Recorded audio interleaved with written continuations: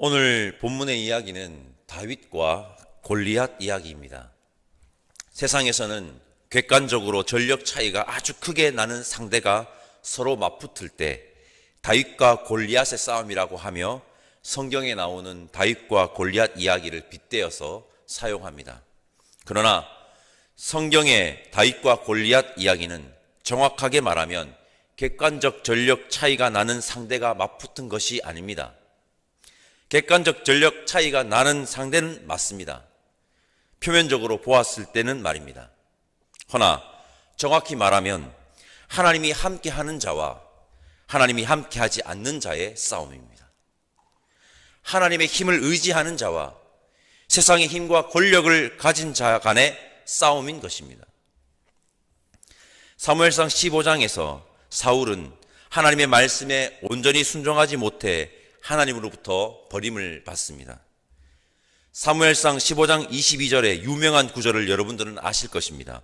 순종이 제사보다 낫고, 오늘 새벽에도 명심합시다. 순종이 제사보다 훨씬 낫습니다. 사무엘상 16장에서는 다윗이 하나님의 선택을 받아 사무엘에게 기름 부음을 받습니다. 하나님이 다윗을 왕으로 선택하신 것입니다. 오늘 본문 사무엘상 17장은 하나님의 선택이 옳았다고, 다윗을 선택하신 하나님의 선택이 옳았다고 다윗과 골리앗 이야기를 통해 우리에게 말하고 있습니다. 블레셋이 이스라엘을 쳐들어왔습니다.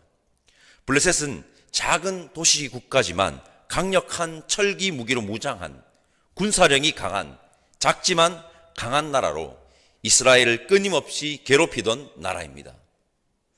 블레셋이 이스라엘 유다 지파 지역에 속한 에베스 담밈에 진을 치고 이스라엘을 위협하고 있습니다. 블레셋의 장수가 투구와 갑옷, 무기로 무장한 채 이스라엘과 하나님을 모욕하며 거만하게 서 있는데 그 장수의 이름은 골리앗입니다. 골리앗의 키는 6규빗하고도 한 뼘입니다. 한 규빗을 45cm로 계산하면 대략 2m 70cm가 훨씬 넘습니다. 이 골리앗은 세상을 상징합니다. 이세의 아들 다윗이 아버지 심부름으로 형들이 있는 전장으로 갑니다. 거기서 골리앗이 하나님의 군대인 이스라엘 군대를 무시하고 모욕하는 소리를 듣습니다. 이것은 이스라엘을 무시하고 모욕하는 것에서 그치는 것이 아닙니다. 이것은 하나님을 무시하고 모욕하는 것입니다. 다윗은 하나님을 무시하는 저 덩치를 자기가 처리하겠다고 합니다. 그렇게 다윗은 골리앗을 향해 달려갑니다. 이 이야기가 우리에게 전하는 메시지는 너무나도 명확합니다. 우리 33절에서 35절까지 말씀을 한 목소리로 함께 읽어봅시다. 33절에서 35절입니다. 함께 읽겠습니다. 사울이 다윗에게 이르되 내가 가서 저 블레셋 사람들과 싸울 수 없으리니 너는 소년이요 그는 어려서부터 용사임이니라.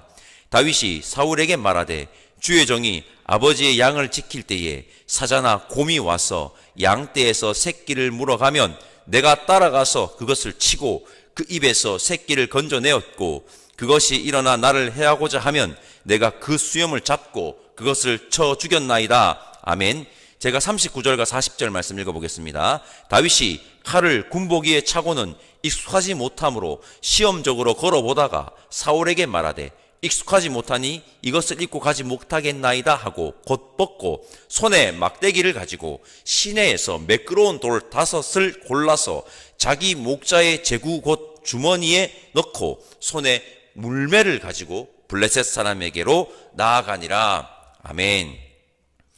사울이 골리앗을 처리하겠다고 나선 소년 다윗을 만류합니다. 그러나 다윗은 자신은 양을 치는 목동인데 사자와 곰도 물려쳐본 경험이 있다고 합니다. 사울이 골리앗과 싸우겠다는 소년 다윗에게 칼과 군복을 지급합니다. 다윗은 거추장스러운 칼과 군복을 던져버리고 시냇가로 가서 매끄러운 돌 5개를 주워서 줍고 물매를 가지고 골리앗에게로 나아갑니다. 이것은 우리에게 정말 중요한 것을 말합니다. 다윗은 칼과 군복이 아닌 매끄러운 돌 5개와 물매를 가지고 골리앗에게 갑니다. 이 부분, 다윗이 매끄러운 돌 5개와 물매를 가지고 가는 이 부분은 하나님께서는 자신의 삶에 성실한 사람을 들어서 사용한다는 것을 말하는 것입니다. 자기의 삶에 충실했던 다윗, 하나님께서는 바로 그 다윗을 들어서 사용하셨고, 그가 삶에서 체득되었던 방법을 들어서 사용하셨다는 것입니다. 여러분, 우리에게 주어진 일들은 하나님께서 주신 소명입니다. 저는 확신합니다. 자신에게 맡겨진 지금의 삶의 자리가 하나님께서 주신 삶의 자리인 줄 알고 성실하게 살아간다면 하나님께서는 성실한 그를 반드시 사용하실 것입니다.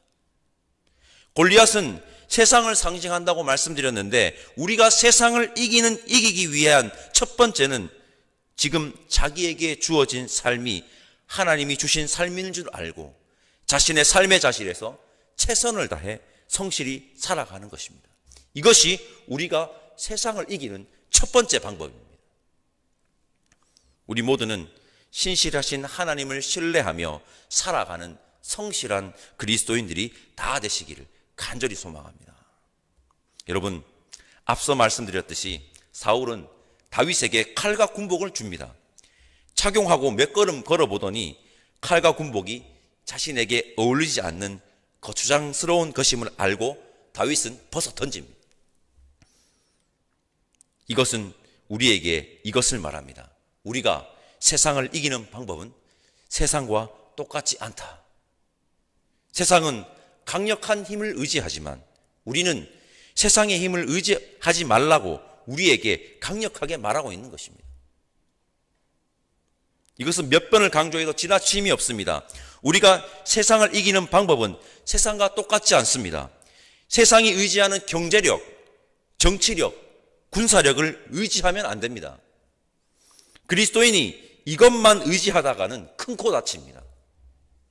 이것만 의지하는 자가 가장 어리석은 자입니다. 오늘 새벽에도 명심합시다. 우리는 어리석은 자가 되지 맙시다. 우리가 의지해야 하는 분은 오직 여호와 하나님이십니다. 오직 여호와 하나님을 의지하고 나아갈 때 우리는 골리앗, 세상을 이길 수 있다는 것을 기억해야 합니다.